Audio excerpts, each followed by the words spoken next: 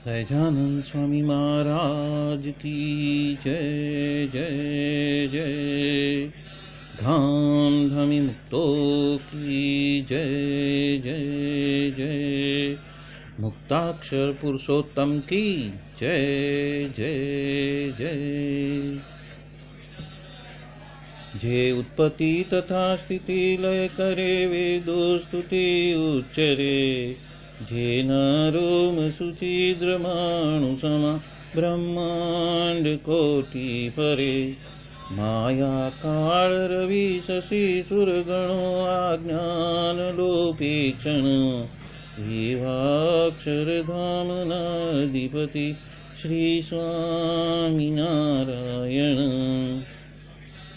महाध्यानाभ्यासं विदतमजस्त्रं भगवत पवित्रे सम्प्राप्तं स्थितिमतिवरे कान्तिकवृषे।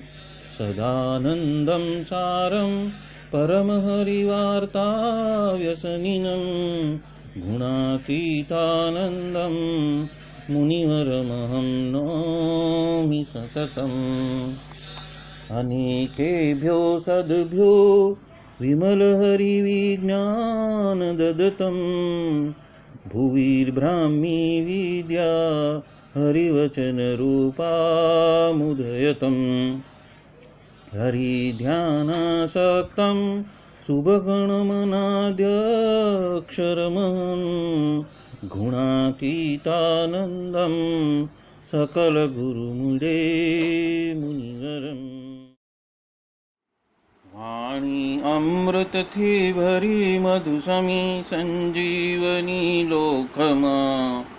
दृष्टि मां भरी दिव्यता निरखता सुदिव्य भक्तो वदा। हय्ये तबर्यु मिठू जननी सुने हास्य मुखे वस्यों। ते श्री ज्ञान योगिराज गुरुने नित्य नमो भावसु। जेनी अमृतवाणी तो वही रही साक्षात महिमा रूपे। जेनी ब्राह्मी स्थिति अहोलिन करे शुभव्यक्षर पदे। शरणागत निज अल्प जीव सहुना श्रेयार्थ तत्पर रहे। काका स्नेहल सिंधु दिव्य विभुने हयो तो वंदन करे। क्षिप शांत प्रशांत सागर समा साधु गुणे जे शोभता। जेना दर्शन ने समागम थकी शांति सहु पामता। जे छे मानस पुत्र काका जिना ने भजन मालिन रहे। एवा साधक वृंदना गुरु सुरत वंदन भरत भाईने। भक्ति सभर गुलतान थईने महापूजा जे करे। अनुवृत्ति अद्भुत जाळवी रीजया काकाजीने। मलकंतु मुख पुलकित हय्यो युवानो ने जे गमे। एवा सुरद भुलकु विरल वंदन अहो असी भाईने। ब्रह्मरूप निजने मानता वळी श्रीजी हय्ये धारता। जे मस्त रहीने प्रभु भजन मा सुरद भाव धारता। महिमा सभर दासत्व छलके जीवन माछे सहजता। काका स्वरूप दिन कर विभु संभारवा मा धन्यता। यत् सत्येन जगत् सत्यं यत् प्रकाशेन भाति तत्। यदानन्देन नन्दन्ति तस्मै श्री गुरुवे नमः। ध्यानमूलं गुरोर्मूर्ति पूजामूलं गुरोर्पदं मन्त्रमूलं गुरुर्वाक्यं मोक्षमूलं गुरो कृपा।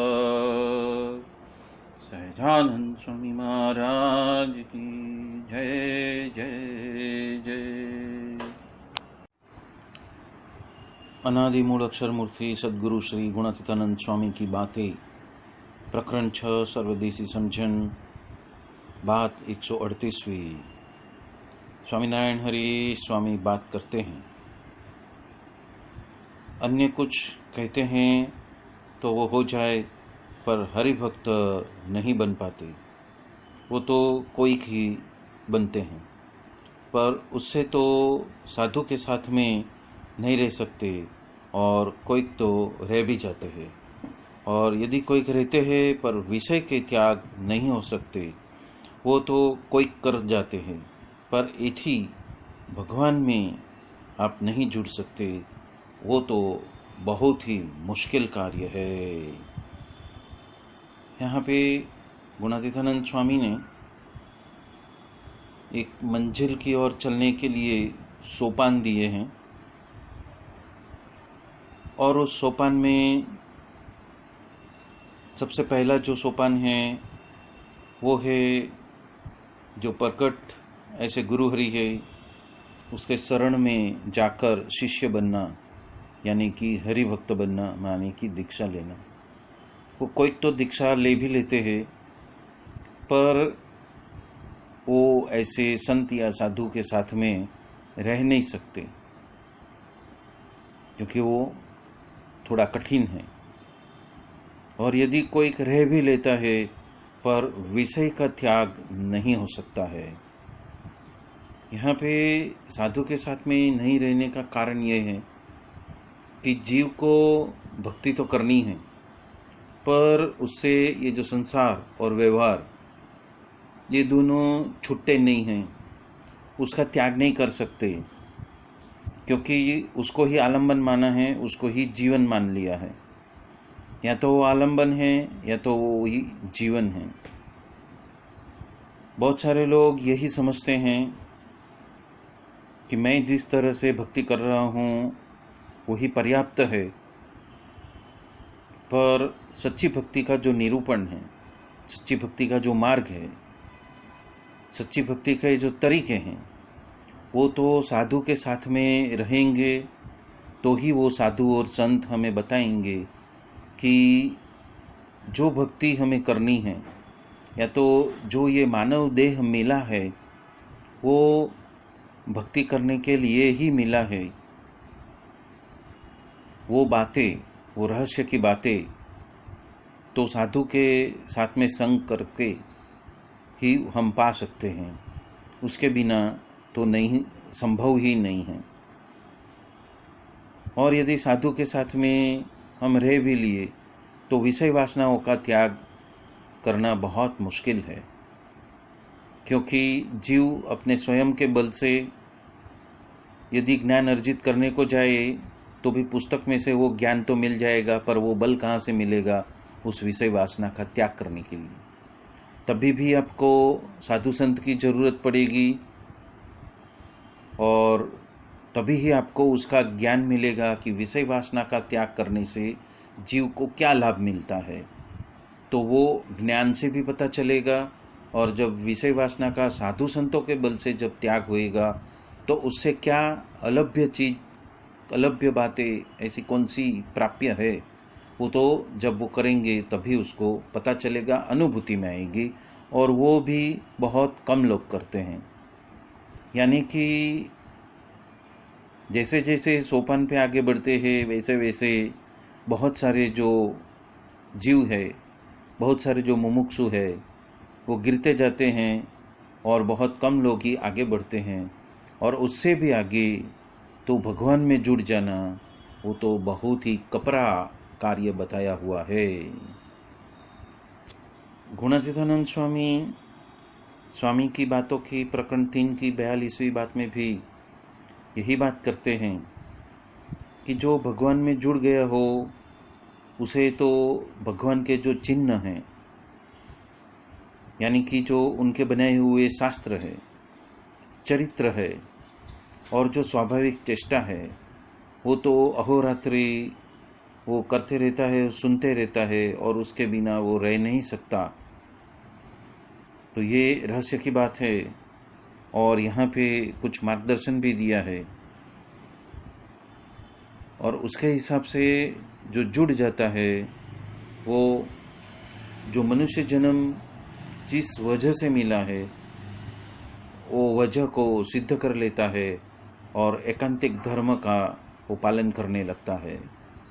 गुणातीतानंद स्वामी आगे भी कहते हैं कि एक तो भगवान में जो जुड़ा है और दूसरा जो साधु के साथ में जुड़ गया है, और जो साधु के साथ में जुड़ गया हो उसे तो दर्शन है, सेवा है और कथा वार्ता है, वो अहोरात्रि किए बिना या तो सुने बिना वो रह नहीं सकते। और तब कोई पहचान सकता है कि ये साधु में जुड़ा हुआ है। और जितना साधु में जीव जुड़ चुका है उतना ही सत्संग है, और जितना जो जीव उनके साथ में नहीं बंधा है वो ही उतना ही कुसंग है। और कई सत्संगी उसमें तो पीछे हट कर लेते हैं। तो ऐसा क्यों होता है? तो स्वामी कहते हैं, साधु में यदि जीव नहीं बंधा है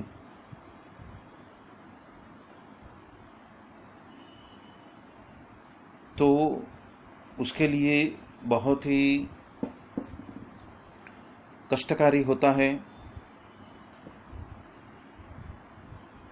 और बिना साधु के बल से तो वो जो आध्यात्मिकता में जो विषय वासना के जो पास है उसको उससे छूटने का कार्य वो स्वयं तो नहीं कर सकता, और जो साधु के साथ में बंध गया हो वो तो कभी जाता ही नहीं है।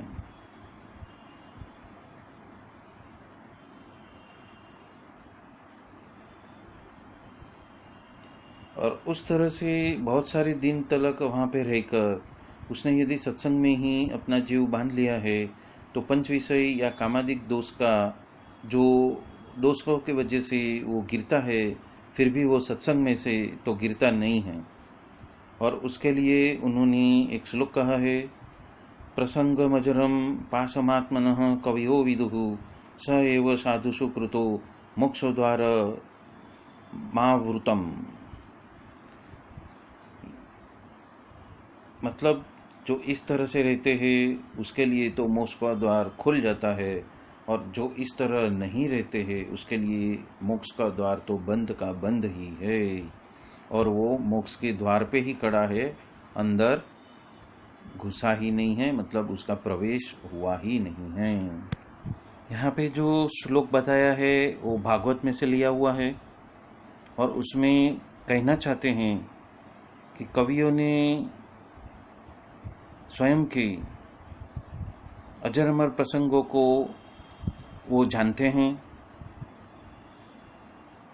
और साधुओं में ही वो मोक्ष का द्वार को देखते हैं।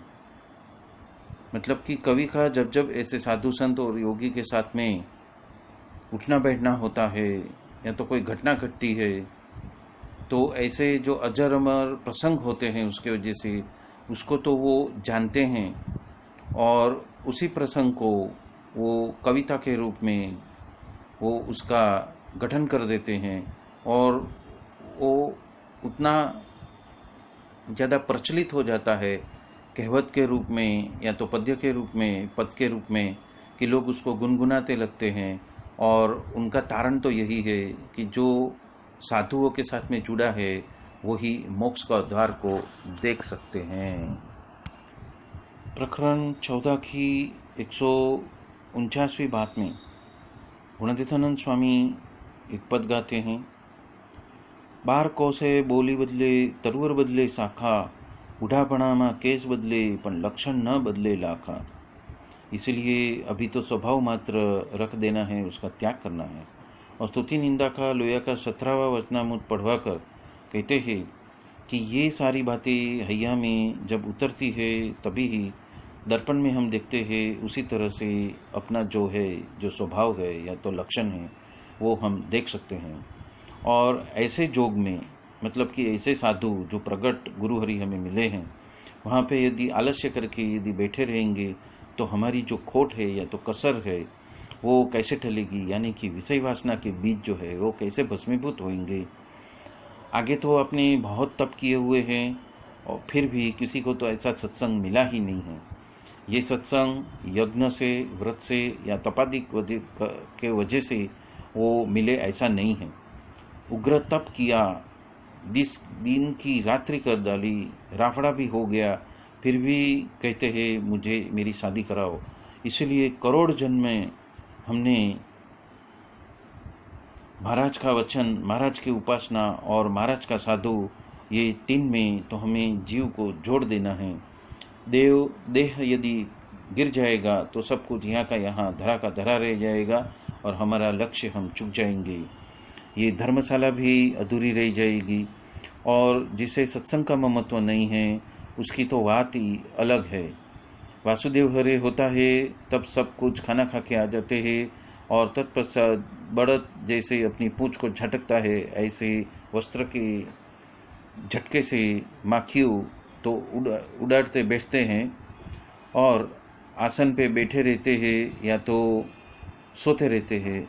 और उसमें जीव का क्या भला होएगा, उसके वजह से उसके स्वभाव में या तो उसको लक्षणों में क्या बदलाव आएगा, वो बात यहाँ पे गुणातीतानंद स्वामी बता रहे हैं। प्रकरण 14 की 142वीं बात में गुणातीतानंद स्वामी बता रहे हैं कि ये सत्संग है वो तो ब्रह्मरूप है और बहुत ही अकड़ है, क्योंकि जो इस समय में तो ब्रह्मचर्य किसी से रह नहीं सकता और फिर भी जो ब्रह्मचर्य रखते हैं वो तो बहुत ही बड़े हैं। इसलिए इस सत्संग के बारे में हमें आत्मबुद्धि कर लेनी है।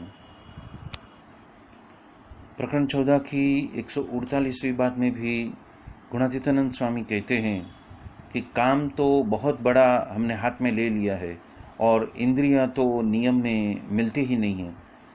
थोड़े ही काम में हम परेशान हो जाते हैं और आज्ञा में नहीं रहते, पर आज्ञा बाहर पहले भी या तो अभी भी किसी को सुख आया नहीं है। हमें निष्कामी निस्वादी जब हम होंगे तो ही भगवान हमसे हित करेंगे। पर जीव का तो ऐसा स्वभाव है कि वो बाहर तो घूमने जाता है तब वो दूसरे को डराते हैं, तो स्वयं तो आज्ञा का पालन करते नहीं हैं और हरिजन को डरा देते हैं। ऐसा अवगुण यदि आप ले लोगे तो द्रोह करोगे और उसमें तो आपका ही बुरा होएगा। जैसा हो वैसा समझने में कहने में द्रोह होता ही नहीं है। महाराज की आज्ञा में पुरुषाधिक सभी रहते हैं और भगवान की आज्ञा में हमें भी रहना है। हम दुखी क्यों हैं? तो कि महात्मा का विचार करते ही नहीं हैं। इसलिए ज्ञान के बिना तो दुख रहने वाला है।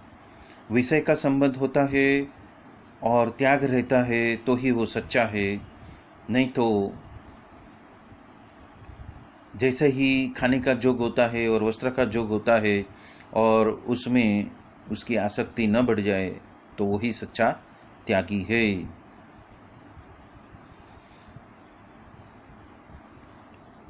प्रकरण 2 की 61वीं बात में गुणातीतानंद स्वामी हम सबको सजग करने के लिए बताते हैं कि जिस तरह अन्य को समझाने का आग्रह है, ऐसा स्वयं को समझने का यदि आग्रह हो जाए और जिस तरह अन्य के दोष देखने का आग्रह है उसी तरह स्वयं के दोष के टालने का आग्रह हो जाए तो कुछ कसर बाकी रहेगी ही नहीं। और उसी के वजह से हम इस सत्संग में भी टिके भी रहेंगे और हमारा लक्ष्य भी हम सिद्ध कर सकेंगे। वो बात यहाँ पे गुणातीतानंद स्वामी बता रहे हैं। प्रकरण 10 की 306वीं बात में गुणातीतानंद स्वामी कहते हैं कि जीव को 3 बड़े बड़े दुख हैं।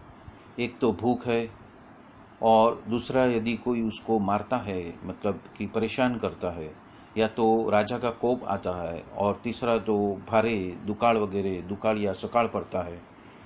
और ये देह तो है तब तक तो सभी जगह पे उसको दुख ही दिखाई देता है। इसलिए यदि बड़े बड़े संत के साथ में जीव जुड़ दिया है और ऐसा ही ठहराव जीव में है, फिट किया हुआ है, मतलब कि उसके ही आदत डाली है, तो वो सत्संग में से खिसकेगा नहीं। और देह आज आज गिर जाए या तो कभी भी गिर जाए, पर जो मिलने वाले थे वो आज मिल चुके हैं, और जिसको प्राप्त करने थे वो क्षति देह से ही हमें मिल चुके हैं। इसलिए इस भगवान को और इस साधु उसके सामने ही देखते रहना। और भगवान की निष्ठा आपको हो गई हो तो आप प्रारब्ध होएगा, तब तक तो देह आपका रहने वाला है। ये बात यहाँ पे गुणातीतानंद स्वामी हम सबको बता रहे हैं। 307वीं बात में गुणातीतानंद स्वामी सत्संग में टिकने के लिए एक बहुत अच्छी बात करते हैं कि देह के वजह से, देह का उपयोग करके, मन का उपयोग करके और वचन से कुछ न कुछ सेवा करते रहना, और उसके वजह से भगवान तो राजी हो जाते हैं, और इस लोक में भी किसी को प्रसन्न करने की यही रीत है। तो ये बात यहाँ पे गुणातीतानंद स्वामी बता रहे हैं। प्रकरण 12 की 47वीं बात में गुणातीतानंद स्वामी कहते हैं, पंच विषय, देहाभिमान और पक्ष वो तो ऐसे कार्य करते हैं कि जिसके साथ में जुड़ना है वो उसी के वजह से उसके साथ का जो संबंध है वो तोड़वा देते हैं। इसीलिए तीनों से सावधान रहना और संतों के साथ में जुड़ जाना।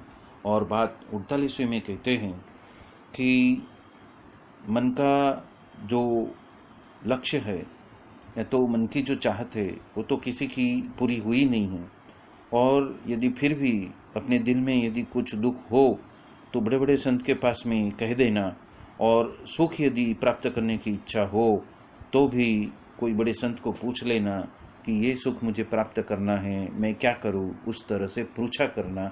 ये बात यहाँ पे गुणातीतानंद स्वामी बता रहे हैं। प्रकरण 12 की 50वीं बात में गुणातीतानंद स्वामी कहते हैं, कोई तो राजा का, कोई फौजदार का, कोई पटेल का और कोई घर के चाकर बन के बैठे हैं, पर भगवान का चाकर होना, उनका अनन्य दास हो जाना, वो तो सबको कठिन पड़ता है। वो तो भक्त भक्त में भी तारतम्यता लिखी हुई है। एक भक्तिर्वी शिष्य थे, मतलब कि ऐसी भक्ति करनी कि जो विशेष है, और ऐसी रीत के जो भक्त हुए बिना तो भगवान की सेवा में हम रह नहीं सकते। और दुख को टालना है और सुख को प्राप्त करना है, और मोक्ष के खप के बिना तो मान दे देकर भाई अब हम उनको कितने दिन यहाँ पे टिका पाएंगे।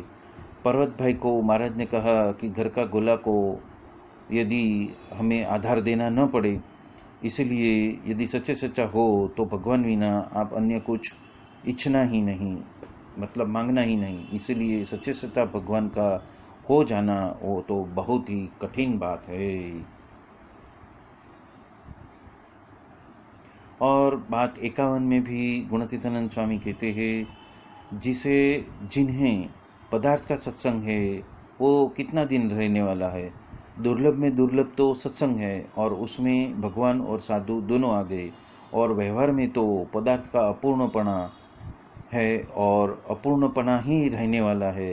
मतलब पदार्थ से किसी को तो साता और शांति मिली नहीं है और मिलने वाली नहीं है, और अपूर्णपना ही रहेंगे। जितना उसका इस्तेमाल करेंगे उतना उसकी चाहत उसके प्रति की बढ़ती ही जाएगी, आसक्ति बढ़ती जाएगी, और आखिर में वही आधार, जीने का आधार वही बन जाएगा, और उसके वजह से हम ज़्यादा से ज़्यादा उसके चुंगल में फंसते ही जाएंगे। तो ये बात यहाँ पे गुणातीतानंद स्वामी हमें बता रहे हैं।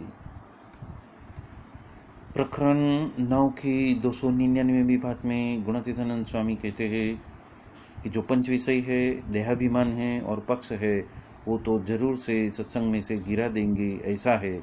और देह के वजह से ही संपूर्ण व्यवहार जगत का कज्या है। ये बात यहाँ पे गुणातीतानंद स्वामी हम सबको बता रहे हैं। प्रकरण 12 की 56वीं बात में गुणातीतानंद स्वामी कहते हैं, जीव को तो विपरीत ज्ञान उसके हृदय में बैठ गया है। वो क्या कि जो करना है वो तो होता नहीं है, और जो नहीं करना है वही होते रहता है, और उसका परिणाम क्या आने वाला है उसके बारे में भी चिंतन मनन करता नहीं है। सिर्फ और सिर्फ कुटुंब का ही पोषण करते रहता है, और वो सिर्फ विपरीत ज्ञान है। पर देह तो गिर जाएगा और जो खोट है वो रह जाएगी, और जीव को मुमुक्षुता नहीं है। इसके वजह से ऐसी बात उसको समझ में आती नहीं है, और जब हम क्रिया करते हैं तो उसमें से तो मान आ जाता है और क्रोध आ जाता है। और बात 55 में वो कहते हैं कि जब सत्संग में से उसका पतन होने वाला है, वो गिरने वाला है, तब तो जब पदार्थ नहीं मिलता है तो वो कोठारी का अवगुण ले लेता है, और स्वाद का स्वभाव हो तो भंडारी का अवगुण ले लेता है। और यदि देहाभिमान हो तो बड़े बड़े संत यदि काम का आदर करते हैं तो उसका भी अवगुण लेते हैं। वो तीन तो पतन के स्थान हैं। बात 55 हम फिर से पढ़ते हैं। जब सत्संग में से गिरने वाला हो तब जो यदि पदार्थ नहीं मिलता हो तो वो कोठारी का अवगुण ले लेता है, और स्वाद का स्वभाव हो तो भंडारी का ही अवगुण ले लेता है। यहाँ पे गिरने वाला हो मतलब कि जब पतन होता हो या तो सत्संग को छोड़ के जाने वाला हो, तब कौन से लक्षण की वजह से उसका पतन होता है उसकी बात कही है। और यदि देहाभिमान हो और बड़े बड़े संत उसको काम यदि चिंतते हैं, मतलब कि काम किसी कार्य के लिए उसको उद्यम देते हैं, तो उसका भी अवगुण लेके वो चला जाता है। और ये तीन वजह तो है वो उसके पतन का कारण बन जाते हैं। ये बात यहाँ पे गुणातीतानंद स्वामी हम सबको बता रहे हैं। प्रकरण 12 की 62वीं बात में गुणातीतानंद स्वामी एक मर्म बता रहे हैं कि कैसा भी ज्ञानी हो या ध्यानी हो, पर उसको सत्संग कथा वार्ता में तो आना ही है। सत्पुरुष के प्रसंग के बिना तो ज्ञान होने वाला नहीं है।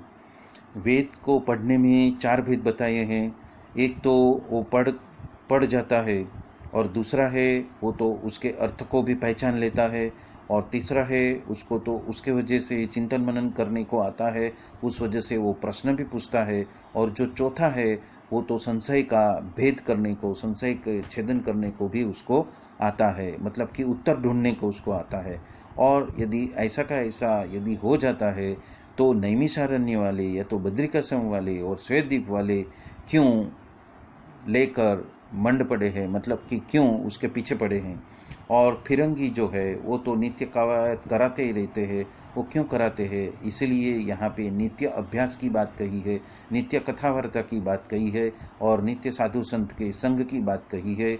और ये बात हर एक जीव को यदि उसका पालन कर लेते हैं तो ही उसको पता चलेगा कि वो कब तक आगे बढ़ा है, कहाँ तक आगे बढ़ा है, और उसको और कितना तक आगे बढ़ना है।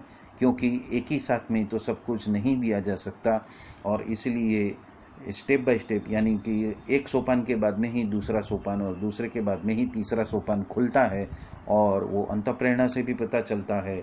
और यदि हम प्रकट ऐसे गुरु हरि को पूछते हैं तो भी हमें पता चलता है कि हमें आगे किस तरह से हमारी साधना का हमें चयन करना है, और कैसी साधना करनी है, कौन सी साधना करनी है, और कैसे नियमों में हमें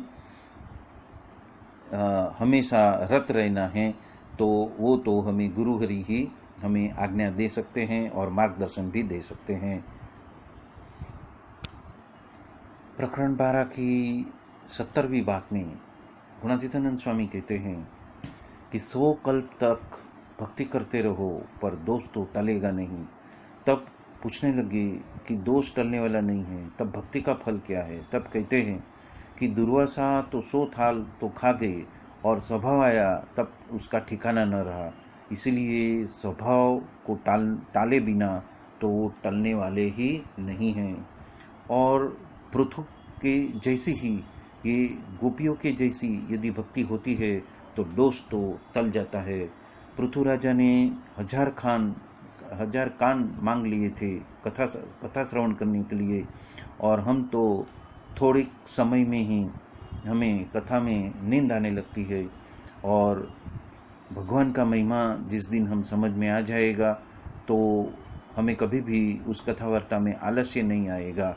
और उसके लिए कहा है आकुति चीति चापल्य रहिता निष्परिग्रह, और उसमें तो महाराज ने सब कुछ कह दिया। इसलिए भगवान की बात समझ में आ जाए तब ऊँघ कैसे आ सकती है और आलस्य और प्रमाद में हम कैसे रह सकते हैं, ये बात यहाँ पे गुणातीतानंद स्वामी हम सबको बता रहे हैं। गुणातीतानंद स्वामी ये जो श्लोक है, आकुति चिति चापल्य रहिता निष्प्रहिग्रह बोधने निपुण आत्मनिष्ठा सर्वोपकारिण, ये जो सुवाक्य है उसका मतलब ये करते हैं कि जो हरिभक्त है वो कर्मेंद्रियों और ज्ञानेंद्रियों की चपलता रहित अर्थात विषय वासना रहित तत्वबोध देने में प्रवीण, आत्मा में एक ही निष्ठा करने वाला आत्माराम, सर्वजनों को आलोक और परलोक का उपकार करने वाले ऐसे स्वभाव वाले होते हैं।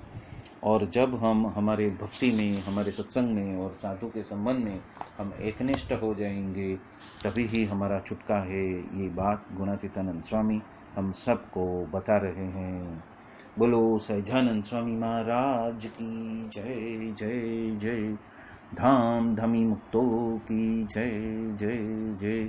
सर्व गुणातीत स्वरूपों की जय जय जय।